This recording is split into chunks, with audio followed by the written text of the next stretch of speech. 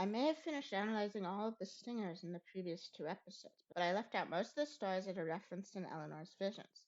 So I'm going to be analyzing them here today. You may notice that Out of Stock is missing from the list. That's because I'm saving it for the next episode, where I analyze stories that relate to the in-universe FNAF fandom and try to figure out its in-universe publication timeline. And Into the Pit will probably get its own episode, as I also need to take into account not just the game, but the upcoming interactive novel as well. For those new to the series, I'm assigning each story to being in the game's verse, which the stingers are, as in-universe fiction or fiction that is directly based on a real event. I'll also be attempting to guess when they're set and give general lore analysis and thoughts. I'll be referencing ideas from the previous video pretty liberally, but the most important one to start with is that the stingers are set before FNAF 6 and possibly before FNAF 3. Count the Ways follows a depressed goth named Millie Fitzsimmons. It's told with a frame narrative, where Millie is already inside the stomach of a Funtime Freddy, which her grandfather had retrieved from a junkyard to fix up. He is discussing options for killing her, while Millie flashes back to her life before this. Her parents left her in the care of her grandfather while they went to Saudi Arabia to be teachers. That alone made me go, hold up. Since even if Saudi Arabia is inviting Westerners to teach, they're not inviting women. And bringing your teenage daughter with you is completely off the table. I think the authors probably meant to use a less religiously fundamentalist country in a similar economic position like the UAE. Does this have any bearing on the lore? Not in the slightest. A later quip by Freddy makes me think it was just chosen by searching for what countries still use beheading for capital punishment. She starts to come out of her shell when she meets a boy named Dylan, with whom they share interests. But when Millie discovers he's actually dating a girl she thought of as shallow and isn't actually a misanthrope like her, she becomes more depressed, eventually storming out of her family's Christmas gathering to hide inside Freddy's stomach. On actually facing death, her fetishization of death combined with some low-level suicidal ideation goes away. But it's too late, and Freddy decapitates her. After first reading this story, I came to the conclusion that it was completely fictional. Funtime Freddy ceases to exist after Entered is formed, and unlike Freddy Fazbear's Pizza, it doesn't really make much sense for there to be multiple Circus Babies rentals. It doesn't have past financial success or in-universe legacy where that makes sense. William's pet project, and the rest of the board doesn't seem all that interested in it. There is reference to the Funtimes regularly escaping before they're recaptured, but Millie has YouTube and Skype, and the 2010s doesn't seem like a likely time for sister location to be set. But the big problem is all the things Funtime Freddy knows. There's no reason for him to know all these things. However, the last stinger features Jake giving peace to the spirit of Millie, so it can't be entirely fictional. But just like with To Be Beautiful, only what is directly referenced by the stinger is guaranteed to be in Stitchline. So what do I think is actually happening? Well, a kid could easily get killed in an abandoned Funtime Freddy, even if it wasn't quipping. But since Ennard uses the endoskeletons of all the Funtimes, I don't think that's anywhere close to what happened. All we know is that Millie got killed while her family was having a Christmas party, and it seems like Eleanor was somehow involved in her death. The ball pit is storing the souls of her victim. The story only has room for one antagonist, which is exactly what I'm going for. Detective Larson's research into the dates associated with the times blood was spilled inside the ball pit found that teenagers going missing after bringing Eleanor into their homes is a common occurrence, even though we only see one instance of it. I think the real Millie's grandfather brought Eleanor home to fix her up, and when Millie retreated from her family's Christmas party to her grandfather's workshop, Eleanor snapped her neck and fled with the body. But since the in-universe Fazbear Frights book already had a story based on a much more dramatic instance of disappearances associated with the weird red and white mannequin with a heart-shaped necklace, it was changed to Funtime's Freddy. This story also works as propaganda to obfuscate the story of Elizabeth's death and or the possible handful of victims the Funtimes got their hands on when rented out to other people's parties. No one is getting snatched up. A semi-suicidal girl climbed into one willingly and got killed in ironic, disproportionate karma, and it had nothing to do with when Circus Baby's entertainment rental was in operation. Can't guarantee that Millie was actually goth, the same way we can't say if the real Sarah had body dysmorphia. Given that what we found gives Hudson a backstory and trauma that isn't a parallel to Mike's, it's likely they were invented to give a dry, true crime story a thematic and emotional element. Count the Ways and To Be Beautiful are both part of a common format of fright stories, which can honestly kind of feel mean-spirited, where a child with an undiagnosed mental illness has something happen to them, in a story with the format of a morality table. And while the new kid doesn't have a mentally ill-coded protagonist, it is also a morality table. This more fable-ish, for lack of a better term, story structure would be an effective way to make the stories intended to be fictional feel more artificially constructed, if such a thing was the intent. This more fable-ish, for lack of a better term, story structure would be an effective way for the stories that are intended to be fictional to feel more artificially constructed. Step Closer follows Pete Dinglewood, a high schooler who has to watch his little brother Chuck at Freddy's after school every day. His parents recently got divorced. Frustrated with how much he has to watch his younger brother, as well as having general anger issues, he drags him to a Foxy animatronic in the back maintenance room to scare him. There, they find signs of some kind of ritual, and after that, Pete has to deal with Final Destination-style stuff, various accidents trying to take his hand and eye, eventually ending with him getting hit by a car and developing locked-in syndrome, leading to him getting his hand and eye harvested for organ transplants. To start the analysis, Step Closer is very fascinating, as it features an active Freddy's location but has to at least be in the 2010s. Chuck makes a reference to specifically playing an indie game and has a phone despite being in middle school. In addition to the Foxy that features in this story, it is implied that the location has the rest of the band, but the Fazbear Frights horror attraction struggling to find animatronics can still make sense. They want something authentically old, and since any existing Freddy's would be franchises, corporate can't just seize the franchise's property for this weird venture. It also wouldn't look weathered or creepy or be actually authentic to the Freddy's where bad things happen. The horror attraction is clearly running on a very small budget, so even if Fazbear Entertainment still manufactures animatronics, they wouldn't be able to afford a custom one. But even if you can justify that part, my first thought is that this story was completely fictional. This cursed stuff has no precedence in the lore, and Foxy has the same damage and tendency to break down as the one we know, and limb and whole eye transplants aren't a thing. It's only the cornea that gets transplanted. Absol from the future here. I was wrong.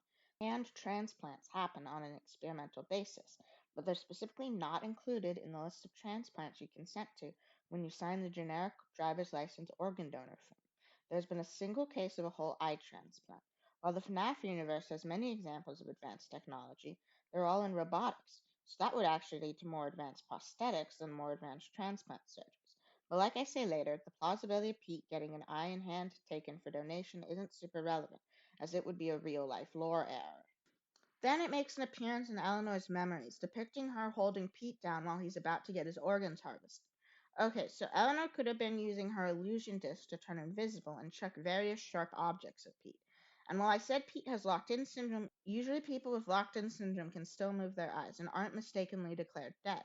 But Eleanor, using a similar agony/field manipulation trick of the brain that she/Andrew used to kill all the people the Stitchwave killed, would resolve that problem. Or Pete is actually dead, and she's keeping his remnants sort of possessing his body to generate more agony. Either could be what her holding down Pete represents. The eye and hand transplant stuff isn't a FNAF lore error, but a real-world medical fact. So, the author didn't know is a valid explanation. It's not the first of such errors I've found. Something so coincidental happening doesn't have to be the result of Eleanor manipulating things. Pete became completely paranoid about losing his hand and eye, so that's why he ran out into the street. To fear, and perhaps Eleanor's intentional manifestation, would manipulate the field into creating such a scenario. Then there's the matter of Foxy being broken the same way as main Foxy. It doesn't make thematic sense for this to be the Foxy we all know. The curse Pete ends up with has to do with Eleanor instead of Fritz. This very Foxy then ends up gathered by the Stitch Wraith and destroyed with the rest of the tainted objects. Cheapens FNAF 6 to have Foxy destroyed separately from everyone else, which is the very thing my theories are supposed to avoid. I think this Foxy was just in the distribution center when the man in room 1280 exploded, which does suggest that this Freddy's was opened after FNAF 1, since it doesn't make sense with Fazbear Entertainment's general behavior for franchises to get brand new animatronic replacements. While it's too inconsequential to the main plot to be in Hurricane, Utah, I explained in the first episode how the Stitchline stories, except for Fetch, do have to take place within the general Washington County area. It would make sense in the timeline for this to be a late 2000s reboot, a town or two over, that didn't pay off. While it doesn't work in the lore for the remnant/agony alone to be able to trigger this apparent curse, it's unclear how connected the actual Eleanor remained to her essence scattered across the other toys. The Stitch Wraith is able to track them, and Eleanor, having more experience, could have used that connection to be aware of everything that happened to her Foxy. We saw how Pete tormented Chuck, got spooked, and realized it was the perfect opportunity for her. As for Foxy's matching design, it's time to introduce something I will end up saying a lot. It's not supernatural, it's systematic problems. We all know Fazbear Entertainment is a terrible company with a poor safety culture. In the real world, this can cause problems to occur again and again, no 0-point field required. While I could have sworn it's in the lore that classic Foxy frequently breaks down, I can't find a citation for it. All I can find is Ralph describing it as always a bit twitchy. But if we assume that's how we're supposed to understand Foxy in FNAF 1, problems could be the result of an inherent flaw in its design, resulting in the same problems with the outer covering happening to all Foxies. It would be in character for Fazbear Corporate to not do anything about that, even decades later. Funtime Foxy being easily damaged and disassembled by children becoming mangled could indicate some kind of inherent flaw with the design. Wanting to make sure that doesn't happen again, it could be why Foxy is absent in the Pizzaplex era. Fazbear Entertainment didn't want to pay someone to go over Henry's original designs, make sure that whatever core flaw there was fixed. So they scrapped the character altogether. That, and it's hard to make a pilot glam rock star. Rockstar Freddy looks like he'd be singing sea shanties instead of rock music. Factors likely contributed to the decision. I also don't know how to explain the signs of an occult ritual found in the back room. There's no previous indications in the lore that real-world folklore about ghosts has any bearing in FNAF. Unlike other horror properties, there's no ancient rituals or evil cultists about. It could be not directly related to what happens in the story. This Freddy would have been opened in the beginning of the urban legend era of Fazbear Entertainment, for lack of a better term. So some kids were messing around back there when the location was closed, trying to contact the spirits of missing kids, unaware that this is a completely different location. Despite that, the field would have drawn them to the one object in the location that is actually haunted. Not the most narratively satisfying, but these objects are only present in the story in the first place to create a spooky atmosphere. But if this story has so many holes in it, why am I not doing what I did for Count the Ways and To Be Beautiful and saying it's fiction based on a true event? Well, the one thing we could guarantee happens in this story from Eleanor's memories is Pete getting his organs harvested while he's still somewhat alive. Except that wouldn't be something that anyone would know. Pete is declared dead on the scene with both his parents present. Even though he's a registered organ donor, they could have overridden it or, since they're divorced, caused legal complications. Pete wasn't on life support. What we see leaves no room for debate from his parents disagreeing or thinking the declaration of death is improper. While these details could have been changed for the in-universe story, I think hysterical parents, while Pete is unable to confirm he's alive, would have been more dramatic. And since the in-universe fright stories have no concern for taste or respect, that would have been what was depicted. If this was real, there wouldn't have been a legal fight. So even if the story we get is based on the real Chuck's reporting of events, the detail about Pete not actually being dead on the scene lining up with what we see in Eleanor's vision for no reason other than chance indicates to me that this isn't what the text is trying to tell us. The Fazbear Frights books are not like the in-universe FNAF games, which are uncannily accurate. So I'm going to come down and say that It happened. However, I'm not as confident about it as I am with the other theories I presented in these videos and won't defend it as strongly. Now, before we move on, I want to talk about the analysis that is probably more commonly done with this story, using it as a parallel for the conflict between Dave and Mike. Parallels existing between these stories doesn't go against them taking place in the same continuity. Pete and Chuck aren't stand-ins for Mike. Stories are full of characters that echo each other for no in-universe reason. Sibling antagonism is a common theme in the Fazbear Frights stories, but this one has more similarities than the others. You have the older sibling dragging his younger sibling to an animatronic he's afraid of and then turning into Foxy. I actually had to rewrite this entire section. Originally, I was going to say that Dave seems less supervised than Pete, as is typical of their respective time periods. But when I went to review the FNAF 4 minigames to refresh my memory, I realized that there's a lot of it that makes sense if you assume Mike was actually forced to babysit the crying child and chafed against it even more than Pete did. The first thing psychic friend Fazbear says is, "What did he do this time? He locked you in your room again. Don't be scared. I am here with you." It makes a lot of sense for he to be Mike trying to get out of his babysitting duties. The minigame After Night 2 features just Dave and Mike in the house, presumably home alone, and Mike has turned to torturing Dave for his entertainment. The next minigame opens with Fredbear narrating, "He left without you. He knows that you hate it here. You are right beside the exit. If you run, you can make it." which was stepped closer in mind, makes sense if you imagine that what happened is that Mike is required to watch Dave at their father's place of work. presumably because both of them are younger than Pete and Chuck, and William wants them nearby some of the time. Perhaps the scenes of them at home are dependent on something like a neighbor being present.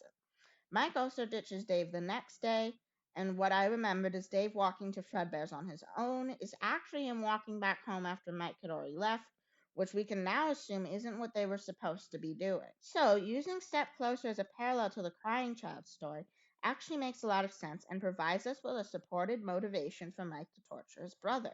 He probably had the same anger issues as Pete and took out being forced to watch Dave on his brother.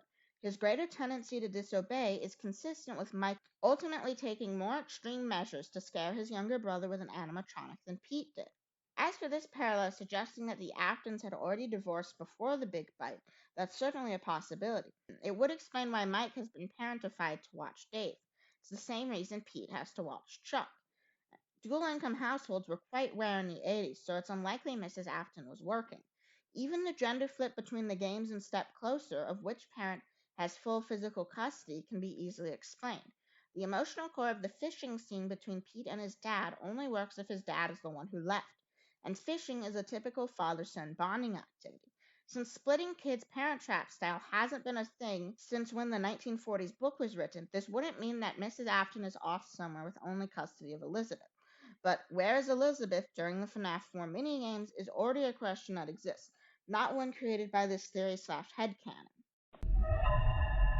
Dance With Me follows an unhoused girl named Casey who survives by theft. One day she steals from a mother exiting a circus baby's pizza world.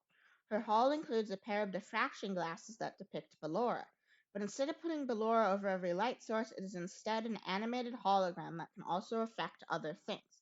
After she injures someone during a theft, she becomes convinced that Ballora is hunting her and flees to Memphis. She gets a job bussing tables but starts stealing parts of tips to survive.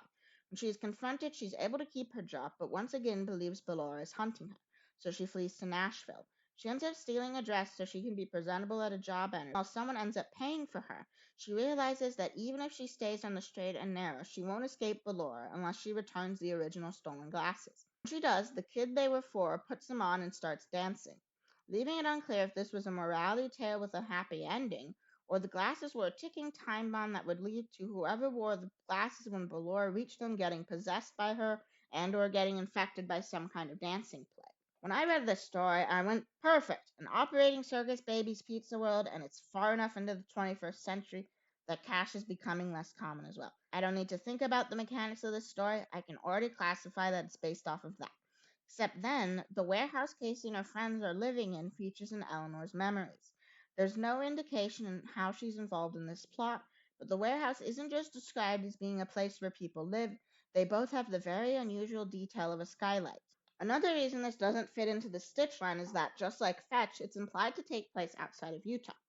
Memphis and Nashville are related, as is Chicago, but as a place that is far away. The woman Casey meets at a bus stop and a sales lady both have what read to me as light Southern phonetic accents. But unlike Fetch, since I have no idea how this would connect to the Stitchline, I can't theorize about what this geographic distance means. But it doesn't make any sense for Fazbear Entertainment to, while William is spring-locked in the original rental animatronics presumably destroyed, to create a Circus Baby's Pizza World in Tennessee. It doesn't have any nostalgia or even brand recognition like the reboot Freddy's and Step Closer. Are these glasses infected by Andrew/Eleanor's essence because they come from the same distribution center? Did the Stitch Wraith walk all the way to Tennessee in the weeks it was active to retrieve it? Did they miss it? Does Eleanor automatically have memories related to anything she's infected? I really can't give any conclusion I feel sufficiently confident about, but for the sake of saying something, I will declare this story Pure fiction. to explain the presence of the warehouse. Instead, the character of Casey is based on either the in-universe author's past experiences or that of someone they know. While the events of the story are completely invented, they had to deal with Eleanor doing something to them or people they knew while they lived in a warehouse that inspired the one Casey lived in. A history of homelessness would make them desperate enough to put aside concerns about the stories being disrespectful, and a past with Eleanor would inspire them to write these stories. Blackbird follows the college film students Sam and Nole. Inspired by memories of Freddy's when they were kids, they design a creature called the Blackbird for their student film, a giant creature based on Scott's actual sleep paralysis demon. that psychologically tortures the main character for the secrets he feels guilty about. This gets Sam and Nole talking about their own guilt, and when Sam recounts the absolutely horrid ways he bullied a girl in middle school, he does so without sufficient remorse, and the two of them fight about it. Walking back home, Sam, in his Blackbird costume, gets hit by a train. Nole starts to see the Blackbird in the distance and has a sleep paralysis demon. This makes him feel guilty for causing Sam's death, as he would have been distracted by their argument when he got hit. Thinking he needs to make amends, he tracks down the girl he bullied in middle school to apologize, and a scene so saccharine it made me roll my eyes. Later, he hears the news that Sam is actually alive. He had narrowly dodged the train, but got injured and was only just found. Till I got to the ending, I was pretty sure this story was real. This is a guilt-fueled psychic projection just like 1:35 a.m. Even the sudden thematically appropriate weather change could be the result of the zero-point field. Specific results from weather systems are so unpredictable that it's a major focus of chaos theory. The only problem is, what would Sam be possessing? His suit doesn't have any metal in it. Maybe the train? But then wouldn't he get out of range? But now, with Sam alive, that all falls apart. But this time, Eleanor's memories make things easier. It shows her holding Sam in one place, and if she caused the train accident, all she needs to do is turn into the Blackbird and start haunting Nole. Close proximity to an illusion disk, especially if Eleanor is stressing the system by not turning into a human, explains the sounds Nole hears. When only Nole can see Eleanor, it makes sense that she can target the illusion disk to only work for certain people, although this would also tax the system. Luckily, Noel's own guilt and expectations are already doing half the work. So this It's fact. Everything seems nice and solved until we compare Sam and Larson's versions of the events. I talked about how it's weird that Larson seems to be the one to save Sam when it's just a memory. Sam also doesn't talk about being held in the tracks by a mannequin or something invisible. But as I said last episode, Eleanor's memories are symbolic. If we forget Larson's intervention, what makes sense is that Eleanor was following Sam as he walked on the track, to harvest his remnant and then torture Nole. She could have even used the sound part of her illusion disc to make it harder for Sam to hear the train, static to fatigue his brain's sensory processing on a subconscious level, since that's the technobabble about how illusion discs work. He had trouble jumping out of the way because Eleanor tried to grab him, causing the cut. He rolled down an embankment that was too steep for her to navigate. She isn't like the puppet where it's not clear how they move. Depending on how good Henry was at building her, she is at most as dexterous as a normal human, but more likely has a dexterity that would allow her to do normal human tasks but not most sports. So she left him for dead. As for Larson's intervention, I spent the last episode at a complete loss for what this means, but after reviewing Blackbird's version of events, I think Eleanor was just using the elements of her memory as set pieces, playing around. When it's too challenging to simulate how someone would react to Larson, they can't see him. Oh, people are shocked and make way for a bloody man charging into an act of Freddy's. But how would Delilah specifically react to Larson suddenly appearing in her room when she's already terrified about Ella getting her? But he can still physically interact with them. For timeline, as I said last episode, this has to take place in the odds. Nole has a mobile phone, but it's only used for calling. Nole calling Sam half an hour after midnight to say Amber agreed to go on a date with him is peak pretexting behaviors. Sam can't have a phone. He doesn't make reference to his phone being damaged in his fall, but he's unable to call for help. I was actually in a vaguely similar but much less dramatic situation once, and if other people weren't also on the trail I slipped off of, the fact I had a phone would have been the only thing that prevented it from becoming a missing persons case. Instead, he would have been listening to music on a Walkman. This also tracks with Nole being implied to be from a better off family than Sam. Terms woman's lib and male chauvinist are also used, which is second wave feminism terminology. These would have been completely new terms for the target audience of the book, unless they also liked reading historical fiction. As for geography, there isn't enough information to say one way or another if Blackbird and Out of Stock take place in the same town, because the key thing about railways is that they exist in multiple towns. Out of Stock could take place in a college town, and Blackbird's town could be divided between a rich and poor section. However, this can't be the same town as Into the Pit, because the economic problems with Oswald's town wouldn't exist if they were in a college town. This is another sibling antagonism story, where at Freddy Fazbear's Pizza and Games, a kid named Toby Billins has a complex about his brother having a high score on all the games, and his brother Connor isn't helping the issue. When a new game called Hide and Seek is added to the arcade, he ends up cheating at it. The game is unaffected by his manipulation. resulting in him destroying it and waking up the next morning convinced that Shadow Bonnie has become attached to him. Only he, some random kid, and his younger friend Reggie can see it. He is driven to jumping into a pool to drown it off him and is saved by a girl named Tabitha. She doesn't tell anyone about what seems like a suicide attempt by getting the truth out of him and putting her name in his phone, regularly checking up on him. The haunting continues, bringing out not guilt like many of the other stories, but Toby's pre-existing competitive streak. After a nightmare based on the locations in the hide-and-seek game, it escalates to him scratching at the shadow until it draws blood from his back. Toby just gets worse, even as his brother gives up on their competition and tries to invite him to be closer to their dad. He returns to the game, about to press forfeit, believing it would spare him from the haunting. But that would mean losing, so instead he slams himself and the shadow onto the pegs that held up the set pieces of the game, finding victory in how he feels the shadow leave him right before he dies. Eleanor's memories give this story more clarity, putting her in the role of the shadow. Since she and Shadow Bonnie are both associated with agony, this tracks. I think this was more like 1:35 a.m. than Blackbird. Eleanor isn't physically present. Toby just becomes infected with her agony.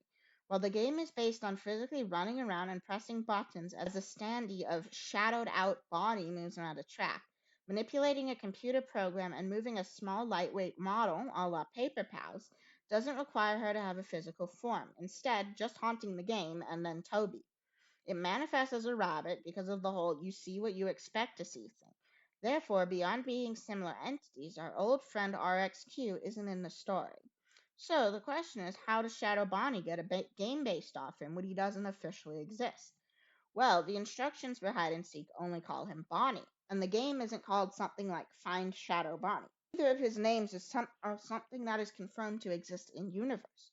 I think this game is inspired by rumors of people seeing Shadow Bonnie, not as a whole urban legend, but there have been enough reports catching sight of RXQ that when hide and seek was designed, Bonnie was chosen as the Fazbear character to feature.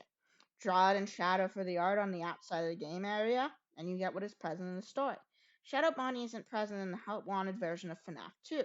The cutouts where it is present is a reference to the arcade game, which probably has its own urban legend associated with it, given Toby killed himself on one. As for timeline, this also takes place in the aughts, but now with texting. Toby has a mobile phone, but is constantly referred to as clicking it off, which isn't how you describe someone using a smartphone. And when Toby's boss wants to call him, he calls his home phone. Tabitha also has to call her own phone to add her number to Toby's phone, which isn't how smartphones work. Texts lack the abbreviations of fetch, but that could simply be for the benefit of the 2020s reader. A final period in their messages is anomalous in any time period. As this story features feuding siblings, people are likely to see this as another parallel to Mike and Dave. But unlike Step Closer, there are no additional reasons to connect these characters. The reason they fight is completely different, and Connor doesn't bully Toby. He pulls back once he realizes what their competition has done to his brother. Connor is also close to his dad, while William wasn't close with anyone. But it is interesting that the reason why Mrs. Billings is out of the picture is because she left the family. Alone, this wouldn't be compelling evidence for the idea that Mrs. Afton left the family before 1983, but it does provide supporting evidence when working with the parallels in Step Closer. Well, that's another episode in the bag. Like always, I would love to hear anyone's thoughts about my theories in the comments. Here's the timeline, now with improved readability. Next episode, I will finally get to Out of Stock, as well as the other stories that I think are best for understanding the in-universe FNAF fandom. This will include some bonus analysis of the Tales from the Pizzaplex story Help Wanted. AbsolX.